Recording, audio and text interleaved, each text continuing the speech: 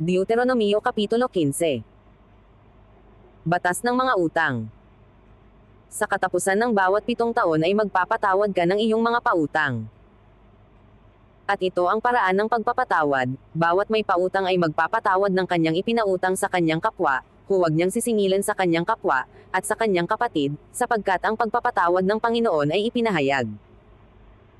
Sa isang taga-ibang lupa ay iyong masisingil, ngunit anumang tinatangkilik mo na nasa iyong kapatid ay ipatatawad ng iyong kamay. Ngunit hindi magkakadukha sa iyo, sapagkat pagpapalain ka nga ng Panginoon sa lupain na ibinibigay sa iyo ng Panginoon mong Diyos na pinakamana upang iyong ariin. Kung iyong didinggin lamang na masikap ang tinig ng Panginoon mong Diyos, na isagawa ang buong utos na ito na aking iniuutos sa iyo sa araw na ito. Sapagkat pagpapalain ka ng Panginoon mong Diyos, na gaya ng ipinangako niya sa iyo, at ikaw ay magpapautang sa maraming bansa, ngunit hindi ka mangungutang, at ikaw ay magpupuno sa maraming bansa, ngunit hindi ka nila pagpupunuan. Kung magkaroon sa iyo ng isang dukha, na isa sa iyong mga kapatid, na nasa loob ng iyong mga pintuang daan sa iyong lupaing ibinibigay sa iyo ng Panginoon mong Diyos, ay huwag mong pagmamatigasin ang iyong puso, ni pagtitikuman ng iyong kamay ang iyong dukhang kapatid.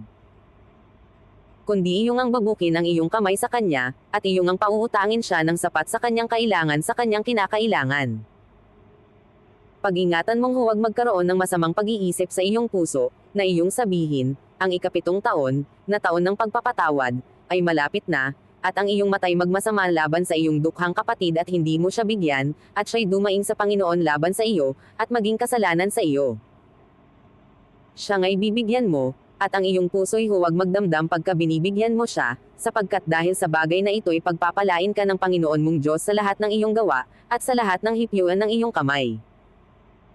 Sapagkat hindi mawawalan ng dukha sa lupain kailanman, kaya't aking iniutos sa iyo, na aking sinasabi, bubukin mo nga ang iyong kamay sa iyong kapatid, sa nagkakailangan sa iyo, at sa dukha mo, sa iyong lupain. Batas ng mga alipin. Kung ang iyong kapatid, na Hebreyong lalaki o babae, ay ipagbili sa iyo, at maglingkod sa iyong 6 na taon, sa ika-7 taon nga ay iyong papagpapaalaming laya sa iyo. At pagka iyong papagpapaalaming laya sa iyo, ay huwag mo siyang papagpapaalaming walang dala. Iyo siyang papagbabaunan na may kasaganaan ng bunga ng iyong kawan, at ng iyong giikan, at ng iyong pisaan ng ubas, kung paano ang ipinagpala sa iyo ng Panginoon mong Diyos, ay bibigyan mo siya.